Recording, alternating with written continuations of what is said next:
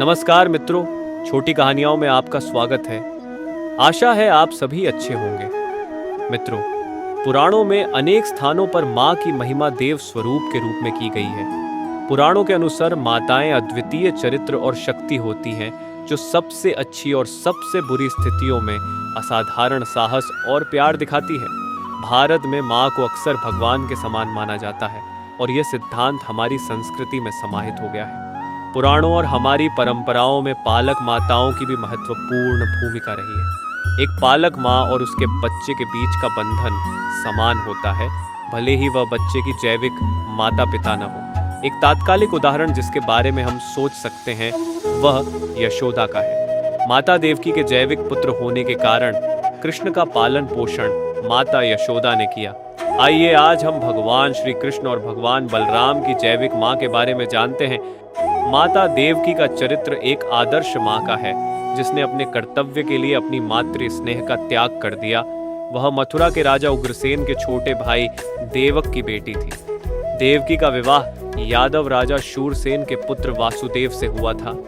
इतना तो हम सभी जानते हैं। लेकिन मित्रों, क्या आपको पता है माता देवकी ने अपने 6 संतानों को क्यों खो दिया? इसके लिए हमको पहले माता देवकी की पिछले जन्म की कहानी को जानना पड़ेगा।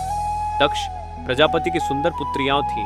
उनमें से अदिति और दिति नामक पुत्रियों का विवाह प्रजापति ने अर्षि कश्यप से किया था। विवाह के बाद अदिति ने इंद्र को जन्म दिया और बाद में वरुण और अन्य देवताओं का जन्म हुआ। इसी कारण अदिति को देव माता कहा जाता है। ये देखकर दिति को भी देवताओं के समान तेजस्वी पुत्र पाने की इच्छा हुई और उसने अर्षि कश्यप से देवताओं के समान एक वीर, धार्मिक और बलवान पुत्र देने का अनुरोध किया।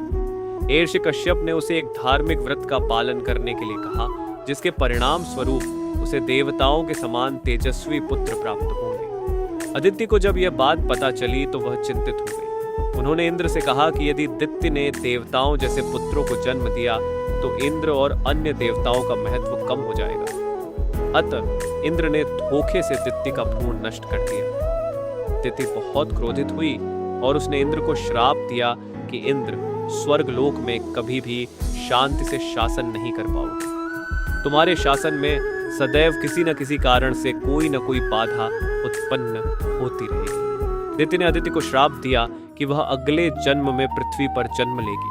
वह जेल में होगी और उसके सभी बच्चों को उसके सामने मार दिया जाएगा और वह इसके बारे में कुछ भी करने में असमर्थ होगी। अतः उनका जन्म देवकी के रूप में हुआ।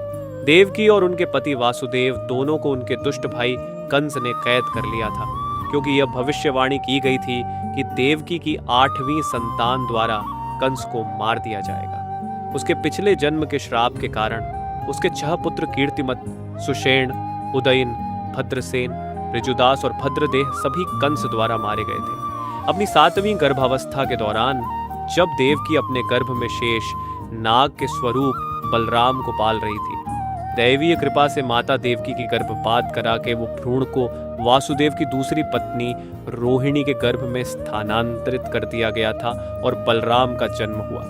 देवकी ने मानवता को ज्ञान देने के लिए गुप्त रूप से अपने 8वें बच्चे भगवान विष्णु के स्वरूप कृष्ण को जन्म दिया। तो दोस्तों, ये थी आज की कहानी। अगर आपको श्री कृष्ण के जन्म से जुड़ी कहानी पसंद आई तो कृपया हमें जरूर कमेंट में कहिए।